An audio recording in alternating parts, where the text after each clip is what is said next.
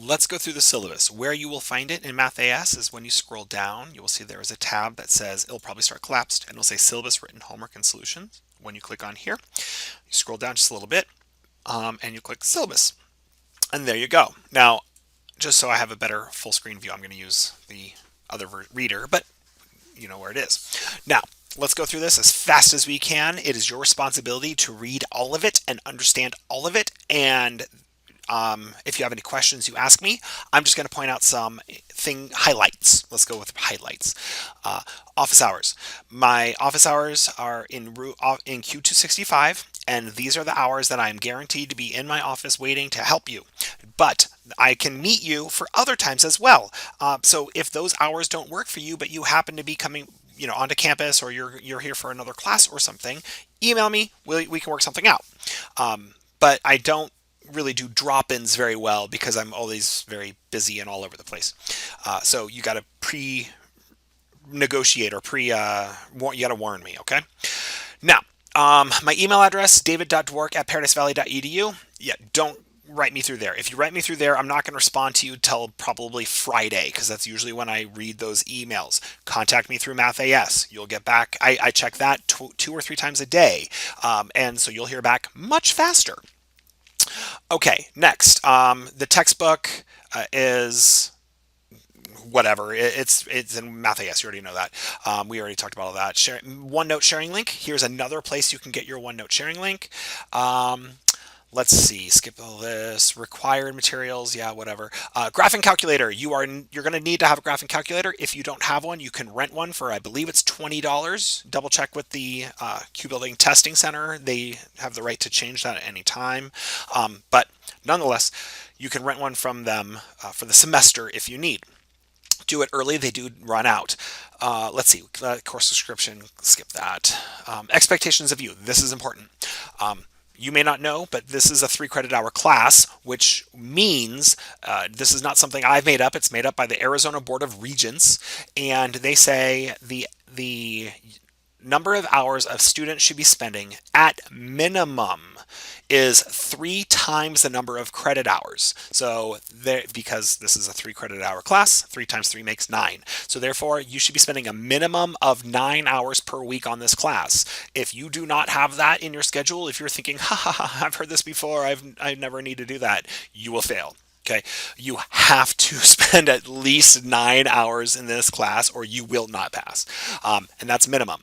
Generally speaking, 9 to 12 is realistic. On heavier weeks, getting ready for midterms and things, probably around 15. Okay, let's keep going. Evaluations. At some point, I will send you an evaluation. Please do it. It's really important to me. And that's I hope you would tell me earlier than the evaluation if there's something I could do to help you, but tell me ASAP. But if you don't feel comfortable, there will be an anonymous evaluation. Attendance, you must check in to the class at least once per calendar week, Sunday to Sunday, or Sunday to Saturday, excuse me. If you do not log in, I will withdraw you from the class, or with a W or a Y, depending on your current grade. W means you were passing, Y means you were failing at the time. So the Y actually counts into your GPA as an F. So getting a Y is the same as getting an F. It just means you left the class early. Let's see. Read all that, though. There's some other things about how I expect you to log in. I guess I will point this out. You're expected to log in at least once, Tuesday through Thursday, just to start the homework, start to get the lessons going, get your notes done. And start, and get yourself going, and ask me questions, get your questions fired off. So that way, when you log back in Friday through Monday, any pop quizzes that have shown up, or you won't get caught by surprise that you missed a quiz, because the quizzes will become available usually sometime Thursday. But that way, so if you're logging in Friday, you won't have missed it. So if I'm going to put a quiz up, it will go up sometime Thursday. So logging in Friday through Monday will guarantee that you are not going to miss anything. And that way you can also see my responses to your questions and that kind of thing. Electronics policy, read it, whatever. Let's skip that. Let's keep moving here. Learning Support Center. There are places that you can go for support. The Q Building has a tutoring center, and the located in the E building, which is right across from the, or right next, or across from the library, across the hall from the library, where there's another learning support center. Please go there to get help if you need. Also, you can come to my office. But also, I really, really highly recommend online academic support. Use the Ask My Teacher button that I talked about in a previous video in Math.AS talking about the homework. That's your number one place. You should be doing that a lot. That's our interaction. That's why you have a teacher. It's it's not like you have a robot teaching this class. Use that. This is your key number one feature to learning. Patrick JMT is a great place to go for videos and go for help. Then James Sousa, once again, more videos, more help, lessons, and examples. If you find you need a little tutorial on those, please ask, and I will show you how to navigate them if you can't figure it out. Last, do not use this, but the Math.AS each problem, not each, but a lot of problems have that little video button. I already talked about it. It's the devil. It's the little watch it's. You can do those, you can use those, but these should be used sparingly, and as it is a key predictor of a student failing the course. You use a lot of those, you probably will not pass my tests. Now, if you use those again to find little itty bitty mistakes in your work, that's what they're there for. If you're using it to learn how to do the problems, you will not pass the course. Okay, grading. Homework 10%, lecture notes 5%, quizzes and tests 25%, midterm and final exam 60%. Those actually get broken out evenly, so midterm's 30% of the grade, final exam's 30% of the grade. Those, note, are the two proctored tests. That's why they make up most of the credit, because the United States Congress has said we have the responsibility to verify the person who is taking the class is the person who is being awarded the credit. If we make it so you can do everything anonymously online, we have no way of verifying that you are actually you, and it could be a tutor, it could be somebody you've paid to take the course, it could be something of that nature. So that's why we have this policy. The two tests that are proctored, the two tests that we are verifying you are who you say you are, that makes up the bulk of your grade. You cannot pass the class without passing those tests. Okay, any written assignment will take me 1 week to grade. So please understand, when you submit your work in OneNote, it will take me, I guarantee you, it's going to take me a full week to grade those tests. It's very time consuming. Please be patient.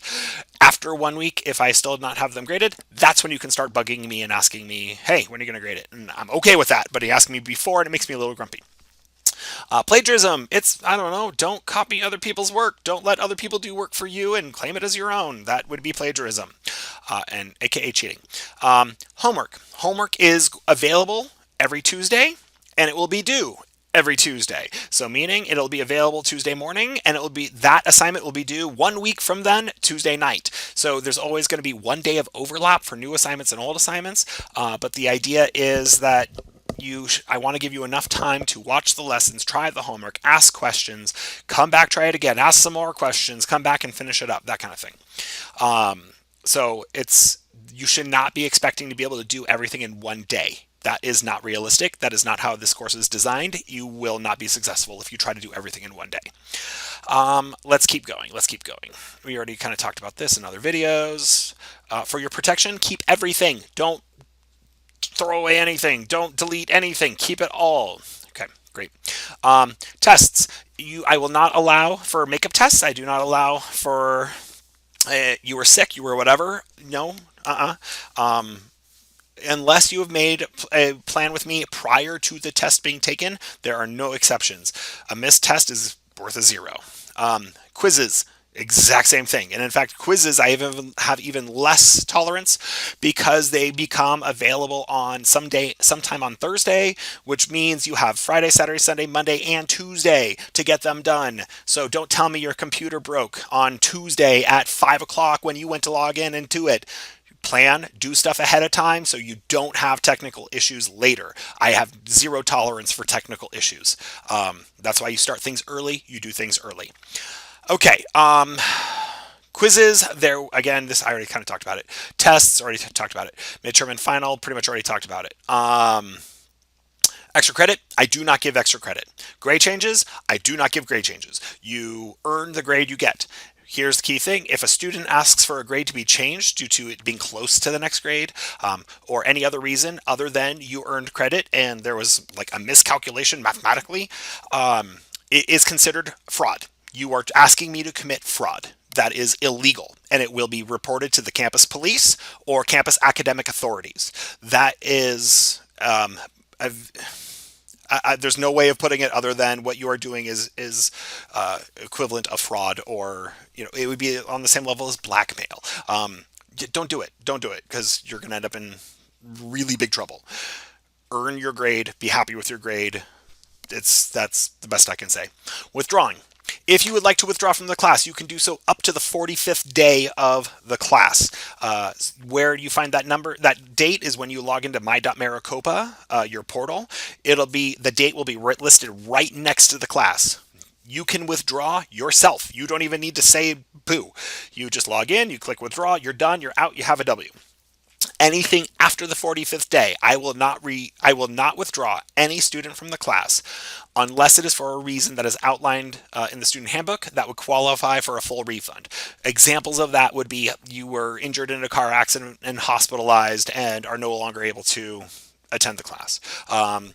Or I had a student who had an eye problem, who could no longer look at a computer screen, and had that kind of thing.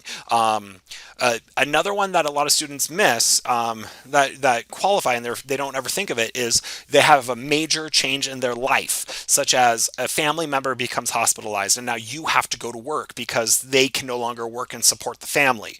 Those things count. You just have to bring documentation. You have to go show it to the academic the admissions department up and at the main building, and they will tell me whether you qualified or not, and I will give you your withdrawal. You may not withdraw because you're going to get a bad grade in the class. You may not withdraw because it's going to hurt your GPA. You may not. I don't care. No, you will stay in the class. Okay, next. Down here is a general outline of the calendar of what we'll be covering in each week. Notice that these are due dates. So we will be covering Intro, Review 2.1, 2.2, and those sections will be due on the 24th of January. This will continue for the rest of the class. You'll see this is spring break. So the week of 3/14 is spring break, so there is nothing there. Testing dates for unproctored tests 219 to 221. This should be a Sunday through Tuesday, if I set it up all correctly. Sunday through Tuesday. So you have Sunday, Monday, Tuesday to get that done. Unproctored again means you don't have to come to class or come to campus. You just do that at home. And you need to take pictures of your work, submit it to OneNote, that kind of thing. Proctored midterms, these dates are a Thursday through Monday. So note, this is the proctored midterm and the final exam are the only weird ones that the due dates don't fall on a Tuesday. Just be aware of that. So here you have to come to campus. So this is where you need to come to the Q Building Testing Center to take your test, or do it through ProctorU. So nonetheless, have that blocked out. Have these dates if you need a request off work or you need to get a babysitter. Just plan ahead. You know these dates. These are rock solid. They're not going to change. Okay. Similarly, for the final exam, the Proctored Final Exam. This is May 3rd through May 5th. Again, I don't pick these dates. These are assigned to me. So again, if you need to get a babysitter, you need to request days off of work. There are 2 days in the entire semester where if you need to come take it in the Q Building Testing Center, the midterm and the final. Again, you don't have to. You can always take those through ProctorU using that service, but there is a $25 fee. So as a parent, I know paying a $25 fee is a lot less expensive than paying a babysitter to watch my kids for a few hours. But that's your call. It's your choice. Those are just the 2 days that you're required the 2 tests that you're required to be on campus, or using the service that does have a fee that you'll have to pay. Okay, so that is my general rundown, but please read it, understand it. If there's anything you have questions on or don't agree to, please let me know. Thank you very much.